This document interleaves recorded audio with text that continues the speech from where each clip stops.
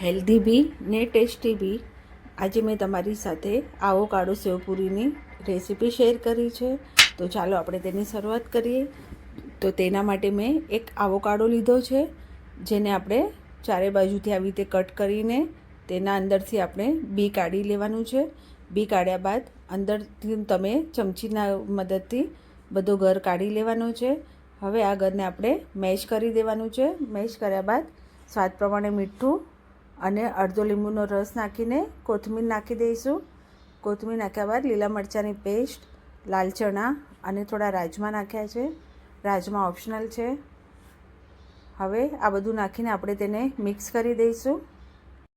આ રીતે આવોકાડોની રેસીપી મેં તમારી સાથે પહેલાં બી મારી ચેનલ પર મેં રેસીપી શેર કરી છે, તો તમે મારી ચેનલ પર જઈને બી જોઈ શકો છો. હવે આપણું આ આવોકાડોનું મિક્સર બધું રેડી થઈ ગયું છે, તેને સાઈડ પર રાખશું. હવે આપણે સર્વિંગ પ્લેટમાં પૂરી લેવાની છે. તમે આ નાચોસ બી લઈ શકો છો. હવે આ પૂરી પર આપણે જે આવોકાડો સ્ટફિંગ બનાવ્યું હતું તે આપણે આ સ્ટફિંગ આમાં ભરી દઈશું. સેવપુરી તો તમે ખાતા જ હશો, પણ એકવાર આ આવોકાડો સેવપુરી ખાઓ તો તમને ખૂબ જ ભાવશે આ, અને થોડું અલગ બી થઈ જશે. હવે આપણે સ્ટફિંગ ભર્યા બાદ તેના પર ટામેટાં, લાલ ચટણી, ગ્રીન ચટણી અને ઉપર થોડી સેવ નાખીશું.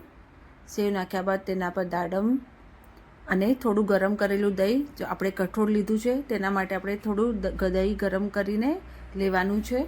હવે દહીં થોડું નાખ્યા બાદ તેના ઉપર કોથમીર વપરાવશું, ચાટ મસાલો, સંચર અને જીરું પાવડર નાખીને જોતાં જ મોઢામાં પાણી આવી જાય તેવી આપણે સેવપુરી તૈયાર કરી દઈશું. તો કેવી લાગી તમને મારી આ રેસીપી? મારો વિડીયો જો ગમ્યો હોય તો મારા વિડીયોને લાઇક, શેર અને સબસ્ક્રાઈબ કરવા ના ભૂલતા. ફરી મળશું નવી રેસીપી સાથે.